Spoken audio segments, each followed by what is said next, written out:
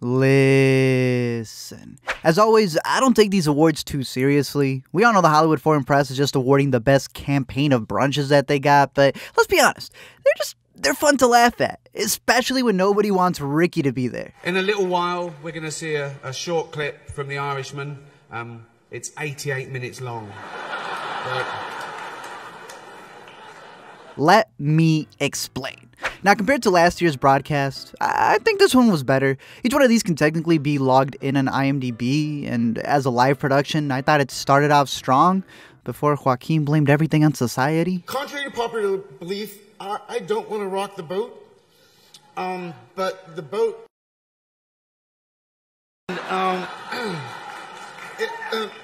They divvied up the awards in a way no one could really be upset. Between 1917 and Once Upon a Time, I'm still siding with Tarantino taking home his first Best Picture in February, but overall, I thought the speeches were really good. Stellan raised eyebrows, Patricia reminded us that we're all gonna die, again, and television actress Jennifer Aniston, who worked a decade plus transitioning into movies, proved worthy of her 2019 Television Globe nomination as she read lines for Russell Crowe. Unique and amazing place it is. That way, we all have a future. Thank you. But honestly, I loved Ramy's speech because you know I've been recommending that show. Look, I know you guys haven't seen my show. Everyone's like, is this an editor? In terms of TV, I gotta catch up on Succession. I hate that Reese, Jody, and Nicole had to hear Olivia Coleman, The Crown. But they had to hear it. The Best Actress category was stacked. I highly recommend every single one of these shows. And I still don't know how Netflix managed to get The Politician nominated. I mean, I know, but I can't believe it. But in the end, it didn't really matter because Phoebe did her thing. Personally, I'd like to also thank Obama for putting us on his list. As some of you may know, he's always been on mine. And wouldn't you know? And the Golden Globe goes to... When They See Us.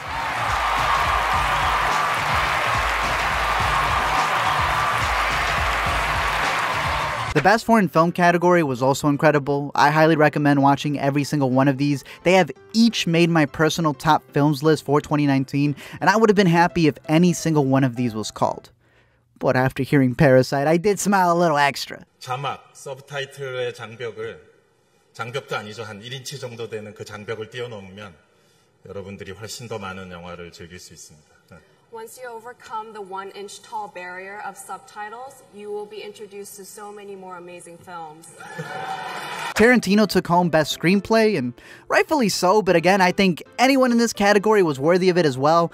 And maybe ironically would have given a better speech. Normally the thing is when I win a writing award and you don't share the script with somebody else, you write it by yourself, you kind of don't really have anybody to thank. I did it. In terms of the special awards, I felt bad for Charlize having to present Tom Hanks' honorary award after Kate McKinnon gave Ellen hers, because Kate killed it. She had me bawling with her speech. I highly recommend you take the time to listen to it, as well as Ellen's bit, because it was very heartfelt and highlighted the risk that she took in order for others like McKinnon herself to be where they are today. Then James Bond came out looking like the Colonel, and everyone on Twitter wanted a piece. My God, you are good looking. The hair, the beard. Thank you. Into the end. The biggest surprise of the night came from the animated category, because that's exactly how the Missing Link filmmakers were acting. Well, I'm flabbergasted. Hildur won for her score in Joker, and rightfully so, but I think she deserves more awards and recognition for her Chernobyl score, one that she also did this past year. When it came to the big acting categories, from supporting to leads, they couldn't find Annette Bening, but Laura Dern won, who I was really rooting for, even though in her speech she said Marriage Story was about climate change by the end. I don't know. Brad Pitt also won, and this man is 53. Was really happy for Awkwafina winning and seeing how she's gone from her MTV days at the beginning of the decade to winning awards, which is super dope. Half of Phoenix's speech was censored, kind of like his movie. And ReNee. Man, ReNee was out here, I think, still playing Judy. Thank you to the HFPA for inviting me back to the family reunion. By the end of this 3-hour broadcast, 1917 ended up taking home the big awards for Best Director and Best Picture just in time for its release. Which it can't even be seen in the format it was shot in, because Star Wars is taking up all of the IMAX theaters.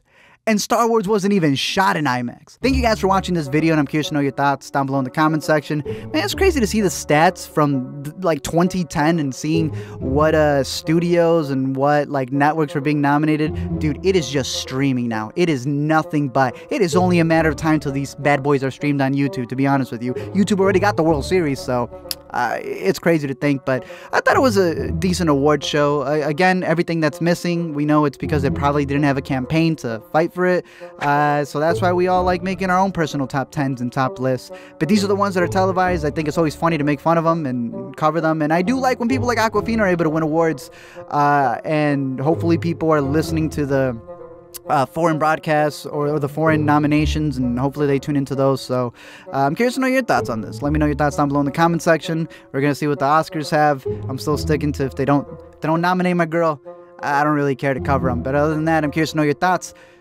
Good year this year. We'll see what happens next one. Don't forget to comment, like, and subscribe, or Ricky Gervais will narrate your life.